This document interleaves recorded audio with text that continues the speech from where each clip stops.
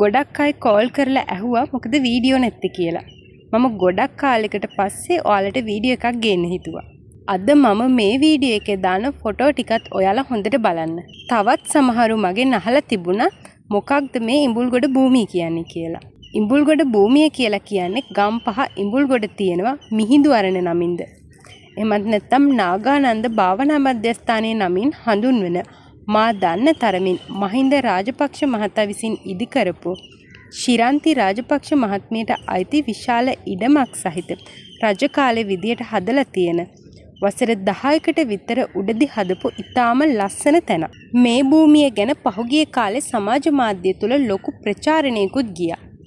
ඒ වර්තමාන රජයේ අමාත්‍යවරයෙක් වන මහින්ද ජයසිංහ මහතාටත් පොලිසියටත් ඇතුල් වෙන්න නොදුන්න මහින්ද රාජපක්ෂ මහතා යන එන භාවනා මධ්‍යස්ථානයේ කියලා මෑත කාලේ සමාජ මාධ්‍ය තුල වැඩි කතා බහක් ගියෙත් මේ භූමිය ගැනම තමයි.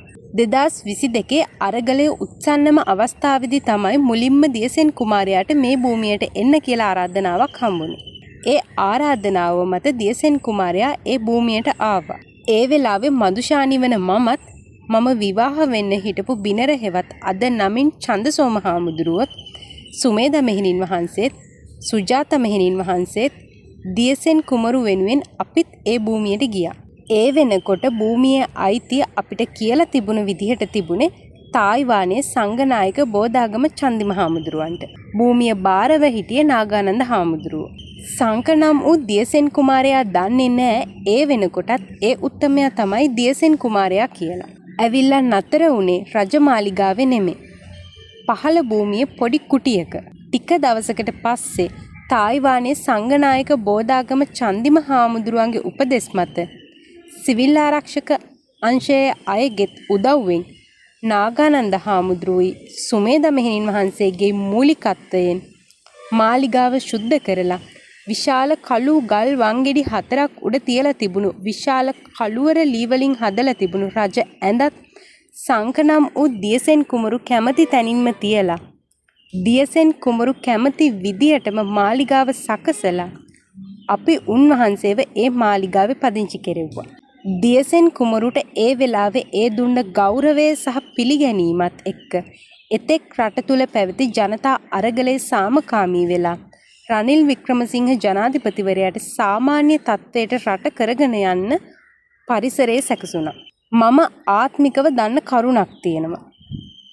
දියසෙන් කුමරු අකමැතිව කිසිම ජනාධිපතිවරයෙකුට රට කරගෙන යන්න බෑ. දියසෙන් කුමාරයා පොළවේ ජීවත් වෙන්නේ දුකෙන් අසතුටෙන් නම් ඒ රජය සාර්ථකව පවත්වාගෙන යන්නත් බෑ. දියසෙන් කුමාරයා පීඩාවෙන් ජීවත් වුණොත් රට තුල විතරක් නෙමෙයි මුළු ලෝකය තුලම ස්වභාවික විපත් සිද්ධ වෙනවා. රාජ්‍යන්වල ආර්ථිකය කඩාගෙන වැටෙනවා. සෞඛ්‍ය පිරිහෙනවා. ඒ වගේම අදෘශ්‍යමාන ලෝකයේ බලපෑම තුලින් හැම මිනිසෙකුටම ජීවත් වෙන්න සිද්ධ වෙන්නේ සාමකාමී මනසකින්වත් සතුටින්වත් නෙමෙයි. 2022 ජූනි මාසෙන් පස්සේ දියසෙන් කුමාරයාට රජ මාලිගාවේ ඉන්න දීලා උපසම්පදා හාමුදුරුවරු මෙහෙණින් වහන්සේලා රටේ ඉහළ තැන්වල හිටපු පිරිස් වගේම අදෘශ්‍ය ලෝකයේ එක ගනුදෙනු කරන ගොඩක් පිරිස් නෙළුම් මල් වගේම ගස්වල තිබුණු ඉතා සුවඳවත් මල් පවා අරගෙන ඇවිත් নমස්කාර කරලා දියසෙන් කුමාරයාට අවශ්‍ය සියලු පහසුකම් සලසලා දියසෙන් කුමාරයාව සතුටින් ගෞරවයෙන් තිබ්බ නිසා තමයි රටේ ඒ වෙලාවේ තිබුණු දේශපාලන අස්ථාවරභාවයෙන් නැති වෙලා ගියේ. ඒ වගේම සත්‍යම මේ සංකනම් වූ දියසෙන් කුමරුව දේශපාලනිකව විරුද්ධ විපක්ෂයන් පවතින රජයන් කඩා වට්ටන්නත් මේ ආත්මික දැනුමම පාවිච්චි කරන්නත් පුළුවන්. යම්කිසි විදියකින් සංකනම් වූ සත්‍යම මේ දියසෙන් කුමරුට පීඩා කළොත් දියසෙන් කුමරු අසතුටෙන් ජීවත් වුණොත් රටට ලෝකෙට භූමිකම්පා සුනාමි නියගයන් නායයන් ආහාර හිඟයන් මිනිස්සුන්ගේ ආවේගශීලී හැසිරීම් මේවා සිද්ධ වෙන බව අදෘශ්‍ය ලෝකයේ එක ගනුදෙනු කරන කට්ටඩි මහතුරු කට්ටඩි හාමුදුරුවරු මේක හොඳින්ම දන්නවා. එහෙම වුණොත් ඒකේ වැඩි වාසිය යන්නේ ඒ තුලින් පවතින රජයේ කඩාගෙන වැටිලා ඊළඟට බලයට එන්න බලාගෙන ඉන්න තවත් දේශපාලන චරිතයකට. තවත් කෙනෙක් මගෙන් ඇහුවා දියසෙන් කුමාරයාව ඉඹුල්ගොඩ භූමියෙන් එළෙව්වද කියලා. ඒ ගැන යමක් කියන්නම ඕනි. දියසෙන් කුමාරයා ඉඹුල්ගොඩ භූමියෙන් ඉවත් වෙන්න හේතුව උනේ ඩොක්ටර් අමිල කියලා මහත්මයෙකුයි යක්කල පොලිසියේ එවකට හිටපු OIC මහත්තයයි උඩ මාලිගාවට ඇවිත් නාගානන්ද හාමුදුරුවන්ට කිව්වා එතුමා රාජපක්ෂ පවුලෙන් ඒ ඉඩම මිලදී ගත්ත බවත් මාලිගාව ඇතුළ අලුත් වැඩියා කරන්න අවශ්‍ය බවත් කිව්වා. බෝදාගම චන්දිම හාමුදුරුවොත් ඒකම කිව්වා. ඒ වෙලාවේ දියසෙන් කුමරු ඒ භූමියෙන් ඉවත් වෙන්න තීරණය කළා. අනුර කුමාර ජනාධිපතිතුමනි සත්‍යම සංකනම් වූ දියසෙන් කුමරුගේ විශේෂ ආශිර්වාදය වෙන කිසිදු දේශපාලඥයෙකුට නොදී ඔබතුමාට ලැබුණු නිසා තමයි ඔබතුමා 103ක ඉඳලා බහුතර බලයකුත් අරගෙන රටේ ජනාධිපති වෙන්න පුළුවන් වුණේ. මම දන්න තරමින් නම් හිටපු ජනාධිපති ගෝඨාභය රාජපක්ෂ මහත්තයාට මේ සංකනම් වූ සත්‍යම දියසෙන් කුමරුගේ හිතේ එතුමා පිළිබඳව ඇති වුණු කලකිරීම සහ අප්‍රසාදයත් රාජපක්ෂවරු සම්බන්ධව ඇති වුණ අප්‍රසාදයත් එයාලගේ දේශපාලන ගමන් මාර්ගයේ කඩාගෙන වැටෙන්න මූලිකවම හේතුව වුණා. ඒකට තවත් එක හේතුවක් තමයි මේ දියසෙන් කුමරුට වෙනත් මිනිසුන් අතරට යන්න නොදී රවට්ටගෙන මේ සත්‍ය වහගෙන ජීවත් වුණ අයගේ ක්‍රියාකලාපයන් සහ හැසිරීම් පහළම ඉන්න කෙනෙක් ඉහළම දේශපාලන බලයට එන්නත් නැවත ඒ පුද්ගලයා පහළටම වැටෙන්නත් මම මේ කියන කාරණාව හේතු සාධක සත්‍යයක් වුණා. මම පවතින රජයෙන් ඉල්ලීමක් කරනවා. මේ සත්‍යම සංකනම් වූ දියසෙන් කුමාරයා පිළිබඳව රජයේ මූලික වෙලා හොයලා බලන්න. මේ උත්තමයා එදා ඉඳලම දේශපාලන බලය ගන්න කැමති කෙනෙක් නෙමෙයි. මේ උත්තමයා එදා ඉඳලා කිසිම දේශපාලන පක්ෂයකට වැඩ කරපු කෙනෙකුත් නෙමෙයි. කෙටියෙන්ම කියනවා නම් කවදාවත් ඡන්දේ දාන්න ඡන්ද පොලකටවත් ගිය කෙනෙක් නෙමෙයි.